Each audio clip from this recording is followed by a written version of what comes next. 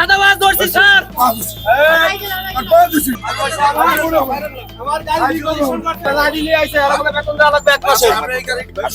দ্বাদশ জাতীয় সংসদ নির্বাচনের পরদিন আশুলিয়া এলাকায় ঘটে যায় চাঞ্চল্যকর এক ঘটনা। সাভার আশুলিয়ার একটি পরিবহন স্ট্যান্ডে এক চালক যাত্রীদের কাছ থেকে অতিরিক্ত ভাড়া আদায়ের অভিযোগে হাতে নাতে ধরা পড়েন। স্থানীয় সাংবাদিক ও জনতা তাকে জিজ্ঞাসাবাদ করলে তিনি স্বীকার করেন যে গাড়ি চালাতে মাসিক চাঁদা দিতে হয়। এ বক্তব্যে ক্ষুব্ধ জনতা তাকে ঘিরে ধরে বিক্ষোভ জানায়। পরিস্থিতি উত্তপ্ত হয়ে উঠলে চালক পুলিশের সহায়তা চান, তবে উপস্থিত মানুষ চাঁদাবাজি বন্ধের দাবি তোলেন। ভিডিওতে দেখা যায় কেন টাকা নিচ্ছ এমন প্রশ্নে তাকে জবাব দিতে বলা হচ্ছে। এলাকাবাসীর দাবি নির্বাচন পরবর্তী সময়ে চাঁদাবাজি বেড়েছে।